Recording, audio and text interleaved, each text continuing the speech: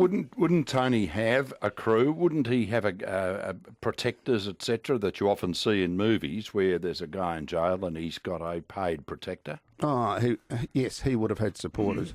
You forget that back in 2000 when he was rich, he had so many protectors. I mean, he got 2 meals at night, which was probably not the best thing when you've got heart disease. He would actually be able to get alcohol in there. Now, it wasn't the Bortley Rosé, but it was still good enough to take the edge off a hard day in maximum security. And he would... There's a hell of a campaign, isn't it? Come and join Burnzo's Burgundy. Takes the hard edge off a day in high security. And he almost always had access to a mobile phone, but he lost the empire. It was legitimately tough, but it was the money that had people support. People were coming and volunteering. And that's what the police found amazing with both Carl and Tony, is despite the original arrests of hitmen, there were people contacting them and volunteering to be hitmen for the money. So the money controlled everything. Does he go back to the same prison when discharged from hospital?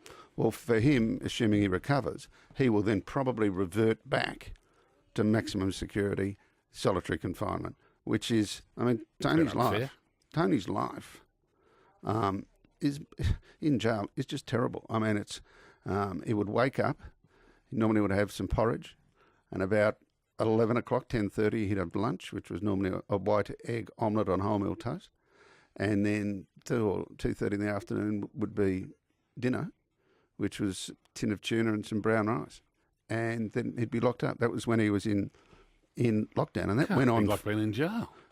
Was, you know.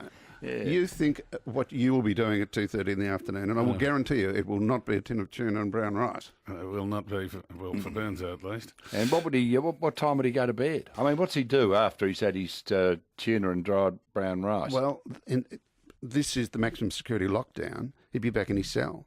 He was allowed out of his cell for about 7 hours a day originally. But he'd be back in his cell before Married at First Sight came on.